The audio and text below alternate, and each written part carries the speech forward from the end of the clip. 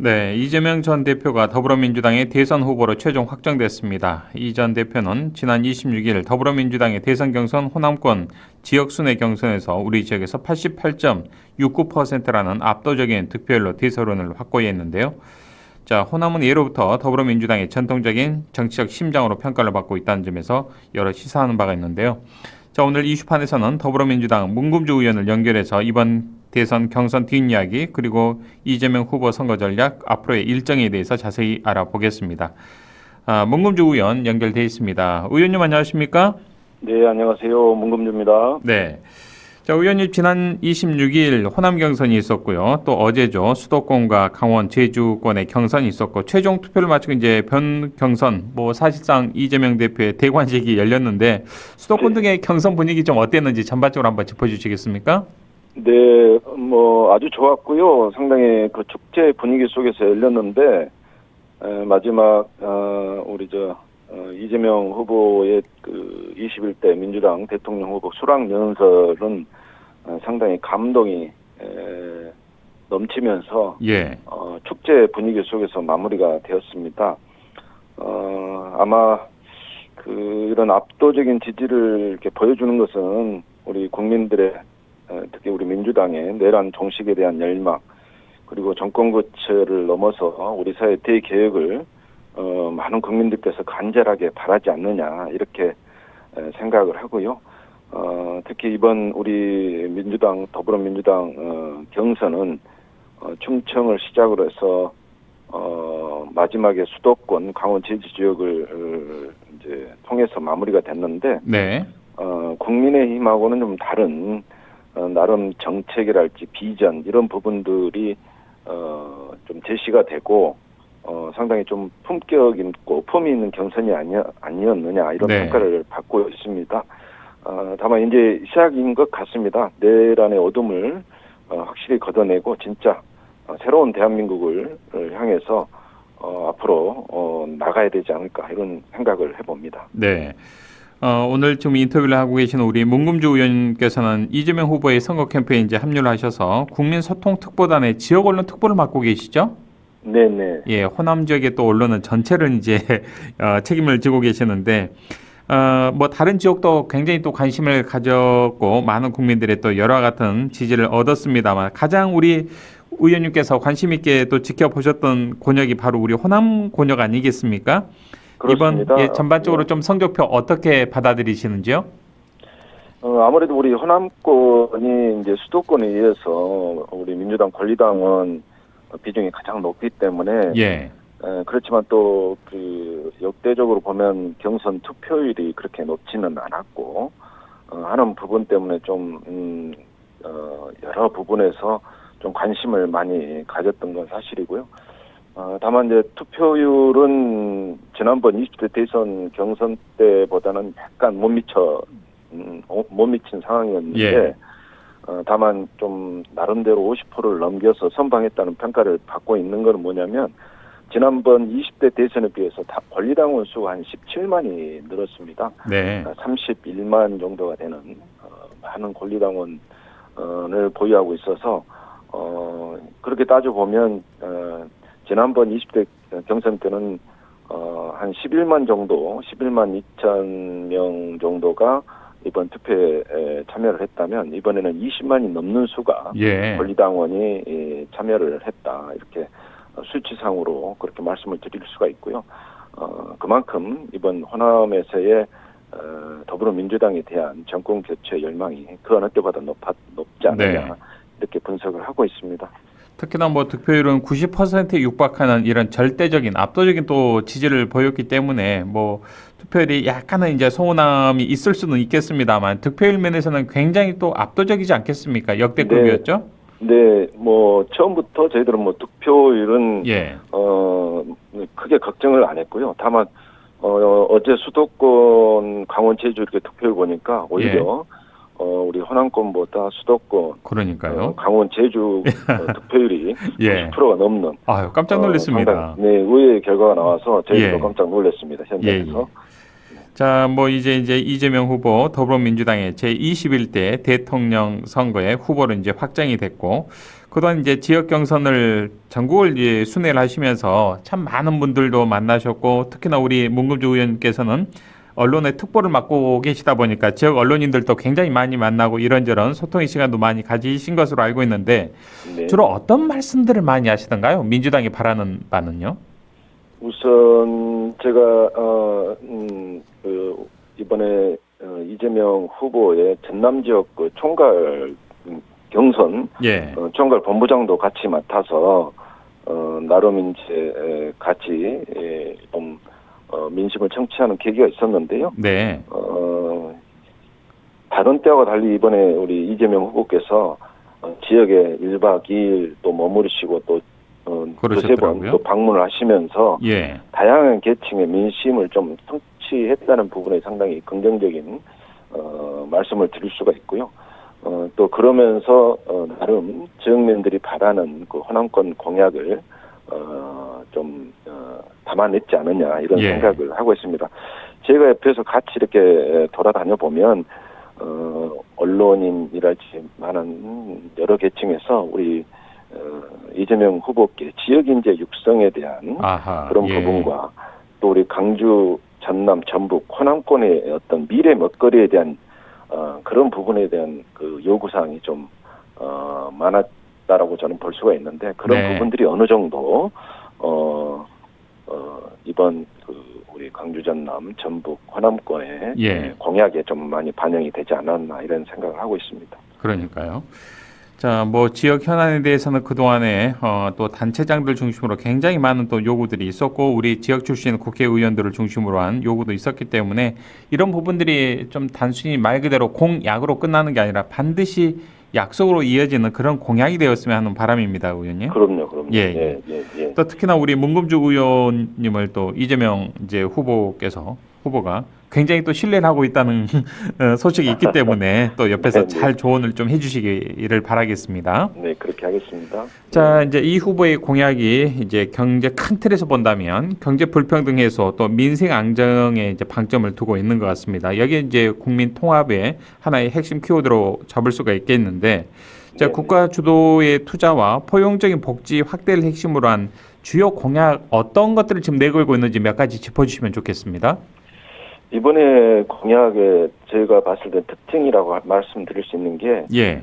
그 전에 20대 대선 때는 기본사회를 좀 주로 내세워서 아하, 예. 우리 진보 세력의 어떤 그 열망을 대변했다면 이번에는 기본사회는 좀 저도 이제 기본사회위원회 소속이긴 하지만 그런 기본사회 부분이 좀 뒤로 약간 빠져 있고 오히려 대표 공약이 AI를 제시를 하면서 국민들의 또 여러 중도 보수까지 아우르는 그런 내용이 우선 좀 관심을 끌고 있다 이렇게 말씀을 드릴 수가 있고요. 네. 여기에 내용을 보면 총 100조 원을 투자해서 연구개발 지원을 넘는 AI 인프라 구축이랄지 인재 양성, 스타트업 창업 지원, 다양한 AI를 적용하는 생태계 조성까지 이렇게 아우르는 투자 계획을 발표하셨고, 또 이를 통해서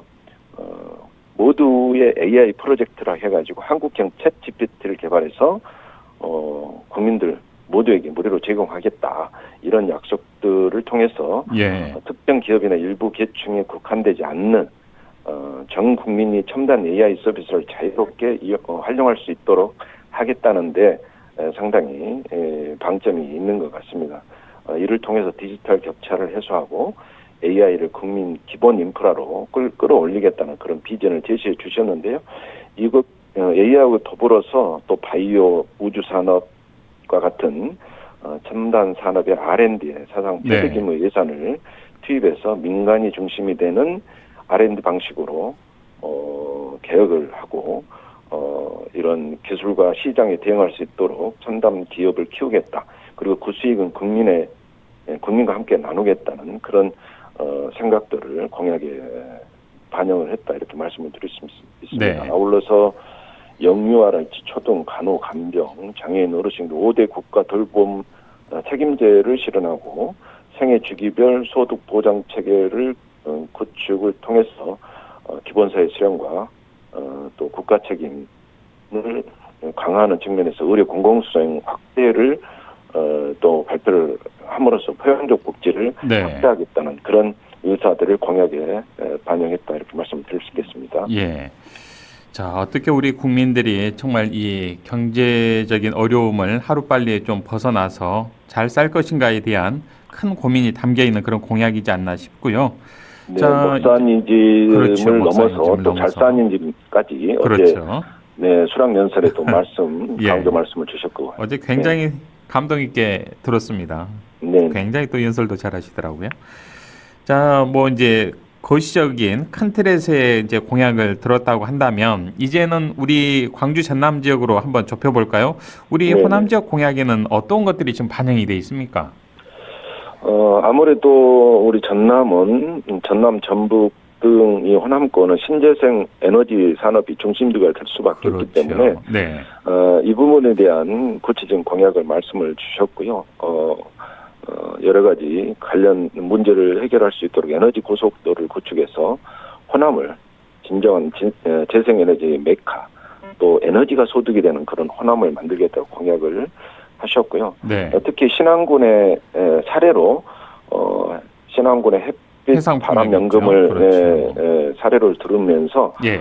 신재생 에너지 육성의 의지를 표명을 해주셨습니다. 또 아무래도 지역 그 SOC 부족한 문제도 반영이 돼서 호남 고속철 2단계 조기 완공, 또 달빛철도하고 고흥에서 세종을 잇는 고흥, 광주, 전주, 세종을 잇는 호남권 메가시티 고속도로도 이번에 교통 공약에 반영이 됐고요. 예. 아울러서 또 AI 농업, 친환경 농기계 도입, 스마트팜과 같은 호남을 농수 축의 어떤 클러스터로 구성해서 미래 K푸드가 성장할 수 있도록 하겠다고 밝히신 부분도 상당히 저희들이 눈여겨볼 대목이고요.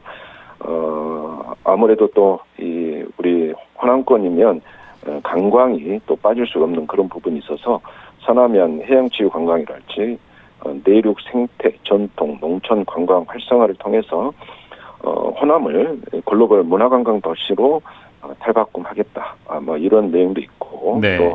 또 많은 분들이 원하신 의대와 관련한 부분도 전남 전북에 각각 국립의대 신설을 통해서 공공 의료 인력을 양성하겠다고 밝혀서 기대를 모으고 있는데요. 예. 저는 개인적으로 우리 고흥의 우주산업 관련한 이제 그 워든이 좀 빠져 있어서 네. 그 부분을 대표님께도 후보님께도 말씀을 드렸고 공감을 얻었고요. 예. 관련 정책 지금 발굴을 하고 있는 팀에 그런 부분도 제가 그렇군요. 지시를 해서 예. 네, 긍정적인 답변을 얻은 상황입니다. 아마 보완이 될 걸로 생각이 됩니다. 고흥을 깨알처럼 챙기시는 우리 문금주 의원님이시군요.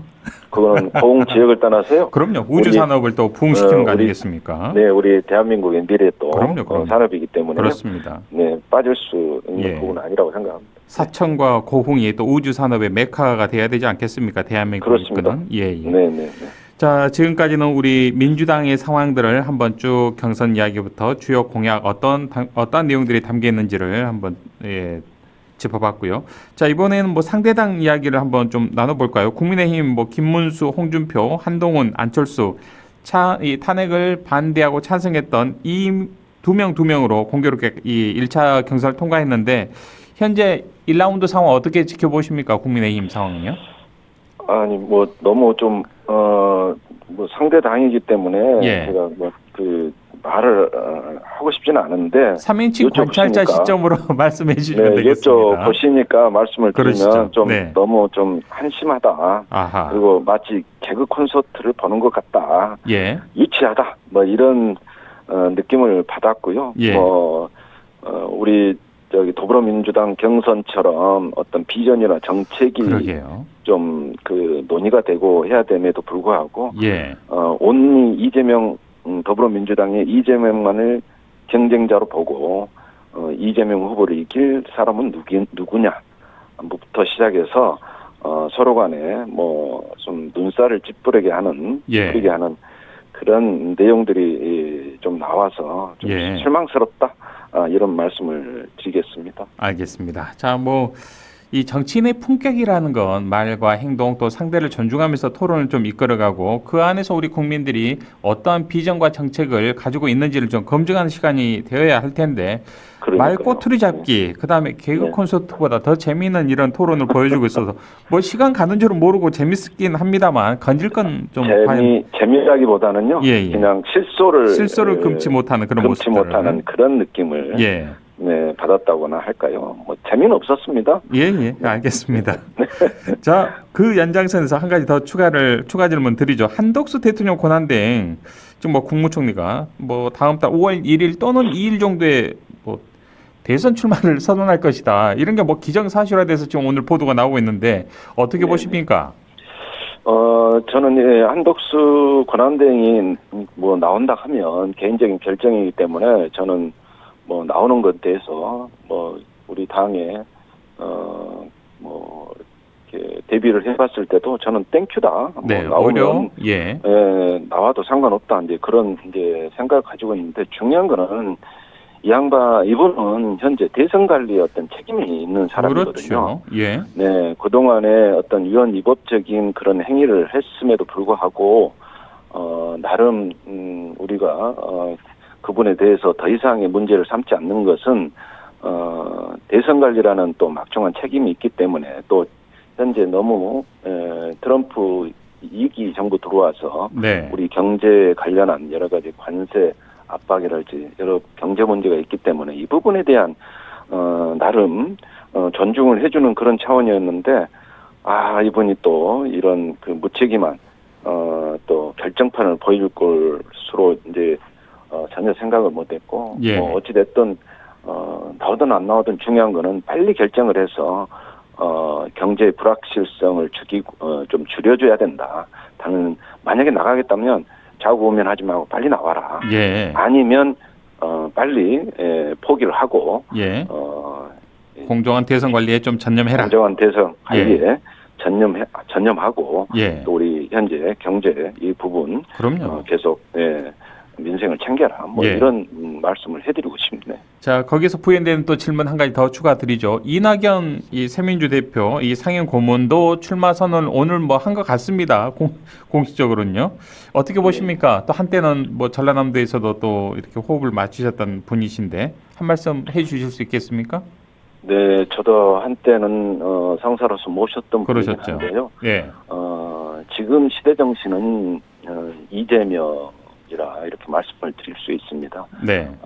좀 박수 칠 때 떠났으면 좋겠고 더 이상 추한 모습을 안 보이는 게 우리 국민들한테 도움이 되지 않느냐. 지금은 아직 내란이 종식이 된 상황이 아니기 때문에 저는 이낙연 대표께서도 좀 큰 대한민국 미래를 생각을 해서 우리 진짜 대한민국을 위해서 지금은 자중을 해야 될 때고 어찌돼 보면 지금의 윤석열 정부의 괴물 정권을 탄생시킨 일말에 책임이 있는 분이거든요. 네. 그럼 부인할 수 없는 것 같습니다. 정중하게 건의를 드려봅니다. 지금은 내란 종식을 위해서 민주당이 원팀으로 뛰어야 할 그런 상황이고 더 이상 민주당 팔지 말고 지역민들 또 우울하게 하지 마시고 자중했으면 좋겠다 이런 말씀을 드리고 알겠습니다. 자, 앞으로 이제 한 달에 이 대선 행보에서 우리 문금주 의원님께서는 국민소통 특보단에 또 지역 언론 특보를 맡으시는 또 어깨가 무거운 또 중책을 맡으셨는데 그만큼 호남 민심을 또 전달하기 위한 다이렉트 고속도로 역할을 해주셔야 될 것 같은데 어떤 각오를 가지고 계시는지 한 말씀 듣고 싶습니다. 이제 이번에 보니까 의외로 중앙당과 지역의 소통 또 가교 역할이 없었다 뭐 이런 얘기들이 좀 있어요. 그래서 제가 비록 그 능력은 없지만 어찌됐든 중앙당과 지역의 좀 소통과 가교 역할을 내가 해야 되겠다 이런 생각을 가지고 있고요. 일단은 이제 경선 체제는 다 끝났고 이제는 아마 수요일쯤 발표가 될 것 같긴 한데 선대위 체제로 이제 개편이 네. 될 예정입니다. 그러면 선대위에서 어떤 역할과 임무를 주든지 거기에 맞는 네. 역할과 임무를 최선을 다해서 수행해 나가겠다. 그리고 서두에도 말씀을 드렸습니다만 어떤 역할이 주어지든 중앙당과 우리 호남 지역, 특히 광주 전남 지역의 중앙당과의 과거 역할을 좀 네. 해야 되겠다. 이런 생각은 하고 있습니다. 알겠습니다. 또 우리의 광주 전남 지역민들께서 굉장히 또 문금주 의원님을 또 관심 있게 지켜보고 또 응원하고 있기 때문에 또 큰 활약을 부탁드리고요. 자, 네, 열심히 앞서서도 하겠습니다. 의원님께서 말씀을 주셨습니다만 아직 내란이 완전히 종식되지 않고 현재 진행형이지 않겠습니까? 그렇습니다. 의원님께서 네. 내란 은폐 및 알박기 인사 저지 특위에서 활동을 하고 계시는데 아무리 네. 대선 국면이긴 하지만 이 활동도 그냥 놓고 있을 수는 없지 않겠습니까? 그렇습니다. 예. 너무나 이 민주적 절차적 정당성을 잃은 현 정권이 이 대통령 선거가 이제 30여일 정도 남아 있는데 그렇습니다. 예. 지금 당장 공공기관장이랄지 주요 자리에 굳이 인사를 안 해도 크게 무리가 없음에도 불구하고 예를 들면 한국 마세 회장이랄지 네. 또 한국관광소 사장이랄지 이런 부분들 알박기 인사라고밖에 보이지 않거든요. 예. 이런 부분 저희들 제보도 받고 있고 하기 때문에 좀 저지를 좀 해서 새로운 정부가 출범이 되면 그게 뭐 민주당이든 국힘이 되든 저는 관계없다. 지금은 우리 문재인 정부하고 다르게 이번에는 내란 혐의로 탄핵이 된 정부거든요. 네. 절대 인사에 대한 민주적 정당성이 없는 정부가 더 이상의 알박기 인사 안 된다. 예. 여러 특위 의원님들과 함께 같이 국민과 함께 인사 저지를 하도록 알박기 인사 저지를 해 나가도록 하겠습니다. 예. 이 대목도 관심을 좀 기울여 주시길 바라고요. 자, 끝으로 대선에 또 임하시는 특보단으로서 또 지역 출신 국회의원으로서 우리 지역민들에게 당부의 말씀 또 하시고 싶은 말씀 한 말씀 주시고 오늘 마칠까요? 네네. 이번 선거는 아무래도 이념 대립이 심해서 이 선거가 정쟁화되거나 허위 정보 비방 등이 난무할 그런 가능성이 좀 커질 걸로 예. 예측이 됩니다. 특히 딥페이크 등을 활용한 가짜 허위 정보도 난무할 것으로 생각이 되는데요.